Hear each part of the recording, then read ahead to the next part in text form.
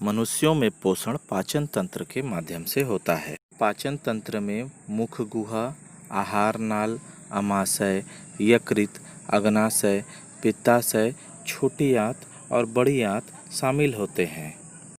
पहले हम मुख गुहा में भोजन के पाचन को समझेंगे। भोजन के पाचन की शुरुआत मुख गुहा से ही प्रारंभ होती है। हम यहाँ देख सकते हैं कि मनुष्य के मुख गुहा में दांत, जीभ, लार ग्रंथियाँ होती हैं। यहाँ पर दांत का कार्य भोजन को पीसना और काटना होता है। मुख गुहा में सलाइवा ग्लैंड होते हैं। ये सलाइवा ग्लैंड लार स्रावित करते हैं। गुहा में पाचक एंजाइम जैसे कि एमाइलेज होते हैं। यह एमाइलेज स्टार्च का विखंडन ग्लूकोज और माल्टोज में कर देते हैं। लार में 98% पानी होता है। लार का कार्य दांतों द्वारा चबाए गए भोजन को लसदार और लुगदीनुमा बनाना होता है। दांतों द्वारा चबाया गया यह लसदार और लुगदीनुमा भोजन जीभ की सहायता से पीछे ढकेला जाता है। चबाए हुए भोजन को जब जीभ की सहायता से पीछे ढकेला जाता है, तब ठीक इसी समय ढक्कन नुमा एपिग्लॉटिस, जो कि श्वास नली के ऊपर स्थित होता है, बंद हो जाता है तथा भोजन आहार नाल में आगे बढ़ता है। आहार नाल में भोजन का यूं आगे बढ़ना उसमें सिकुड़न और फैलाव के कारण होता है। इसे पेरिस्टाल्टिक मूवमेंट भी कहते हैं। भोजन ईसोफेगस या आहार नाल से होता हुआ अब आमाशय में आ जाता है।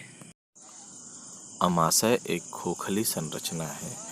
ऊपरी परत के नीचे 3 तरह की मांसपेशियां पाई जाती हैं, जिसके कारण यह पेरिस्टालिसिस मूवमेंट कर पाता है और इसी के कारण इसमें भोजन का मंथन होता है। आमाशय की दीवारों में उपस्थित ग्रंथियां गैस्ट्रिक जूस का स्रावण करती हैं। इस गैस्ट्रिक जूस में 3 तरह के पदार्थ होते हैं: हाइड्रोक्लोरिक एसिड, पेप्सिन एंजाइम और म्यूकस।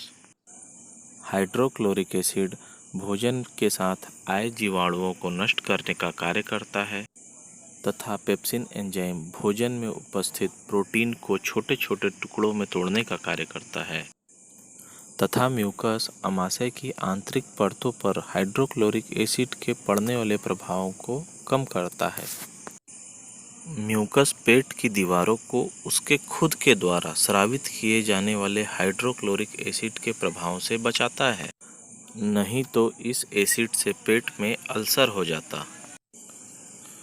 हाइड्रोक्लोरिक एसिड पेप्सिनोजेन को पेप्सिन एंजाइम में परिवर्तित करता है या सक्रिय करता है और यह पेप्सिन प्रोटीन को छोटे छोटे टुकड़ों में विभाजित करता है। अब यह अपचित भोजन आमाशय से छोटी आंत में पहुंचता है। पोषक तत्वों के अवशोषण का प्रमुख अंग छोटी आंत है। छोटी आंत में पाचन की क्रिया पूर्ण होती है और यहाँ पर पाचन के अंतिम उत्पाद जैसे ग्लूकोज, फ्रक्टोज, एमिनो एसिड, इनका रुधिर प्रवाह तथा लसिका के द्वारा अवशोषण होता है। लीवर एक भूरे रंग की ग्रंथि है जो कि पेट यानी एब्डोमेन के दाईं ओर होती है।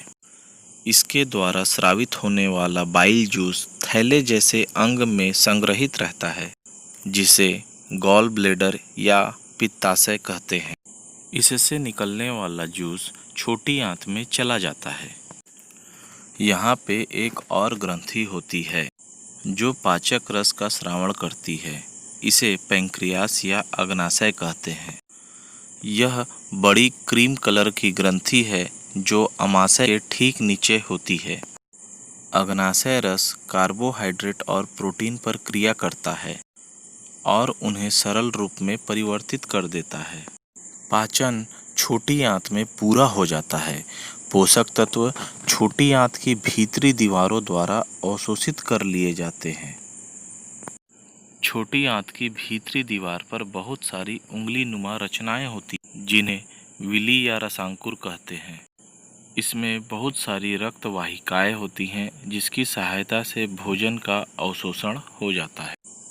बचे हुए भोजन का वह भाग जिसका अवशोषण नहीं हो पाता वह बड़ी आंत में चला जाता है।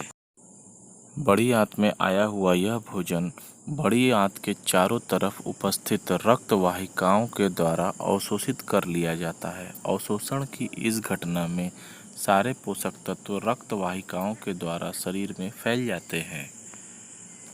बड़ी आंत में भोजन के अवशोषण के बाद बचा हुआ व्यर्थ पदार्थ रेक्टम में इकट्ठा हो जाता है, जिसे कि मल या स्टूल कहा जाता है।